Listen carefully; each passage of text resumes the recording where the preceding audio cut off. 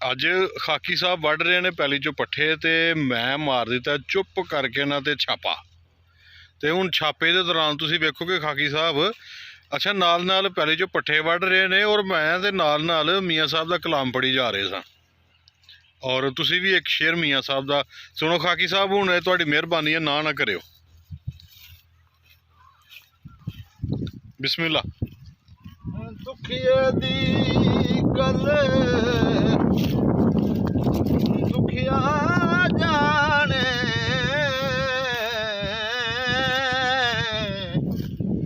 ते सुखिए नू की खबरां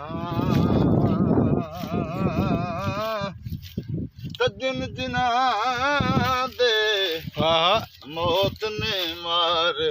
अरे वाह वाह सुभान अल्लाह। तक रोंदे कबरां वाह वाह वाह वाह वाह वाह। ते ऐशा खुशियां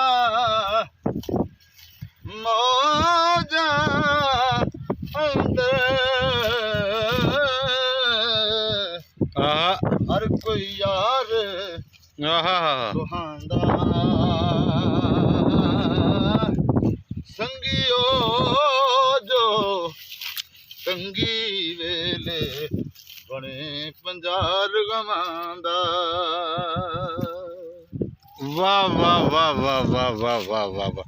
अच्छा खाकी साहब की खासा ये है कि जो भी आते हैं अपनी इत्थे अपनी जमीनों के उत्ते ते जनाब या ख्वाजा गुलाम फरीद सरकार की काफ़ी पढ़नी होंदी है मियाँ साहब का कलाम। और आप भी खाकी साहब एडा जबरदस्त सच्चा तो सुच्चा कलाम लिखते हैं, क्या बात है, मज़ा आ जाता है। तो किसी वेले असीं स्पैशली है ना पैलियां दे विच एक प्रोग्राम करना है, मुशायरा भी करांगे।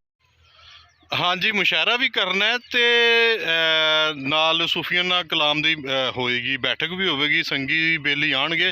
तो यह खाकी साहब की टरबैन है जी, इस टरबैन के उत्ते जनाब प्रोग्राम होएगा।